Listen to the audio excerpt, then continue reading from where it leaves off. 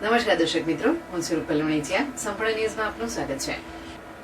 બનાસકાંઠા બાળ વિકાસ વિભાગમાં field officer તરીકે નોકરી આપવા માટે દહેજ પ્રતિબંધક સંરક્ષણ વર્ગ 2 જિલ્લા મહિલા અને બાળ અધિકારીની કચેરી સેવા સદન 2 જોરાવર પેલેસ પાલનપુર અને નારી સંરક્ષણ કેન્દ્ર પાલનપુરના કરાર આધારિત મહિલા મેનેજરે એક અરજદાર પાસેથી ₹45,000ની માંગણી કરી હતી. જોકે અરજદાર લાંચ આપવા માંગતા ન હોય અરજદારની પત્નીએ એસીબીમાં ફરિયાદ કરતા પાલનપુર એસીબીએ છટકું ગોઠવ્યું હતું, જે છટકામાં બંનેને ઝડપી લઈ કાયદેસરની કાર્યવાહી કરી છે.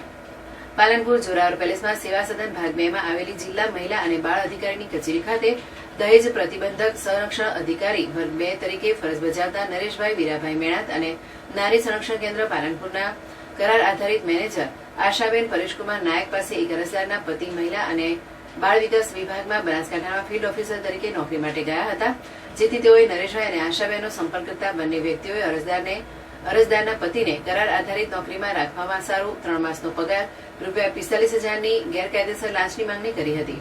જે લાંચની રકમ અરજદાર આપવા માંગતા ન હોય તેઓએ પાલનપુર એસીબીનો સંપર્ક કરી ફરિયાદ આપી હતી, જેના પગલે બનાસકાંઠા એસીબીએ ડેરી રોડ પાલનપુર નારી સંરક્ષણ ગૃહ ખાતે લાંચના છટકાનું આયોજન કરવામાં આવ્યું હતું.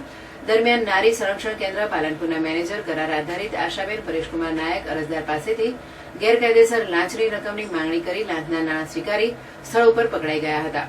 તેમજ લાંચની રકમમાં બંને કર્મચારીઓએ એકબીજાની મદદગારી કરી હોવાથી એસીબીએ નરેશભાઈ વીરાભાઈ મેણાત દહેજ પ્રતિબંધક સંરક્ષણ અધિકારીને પણ ઝડપી લઈ બંને સામે કાયદેસરની કાર્યવાહી હાથ ધરી છે. તેમજ લાંચની રકમ પણ રિકવર કરવામાં આવી હતી.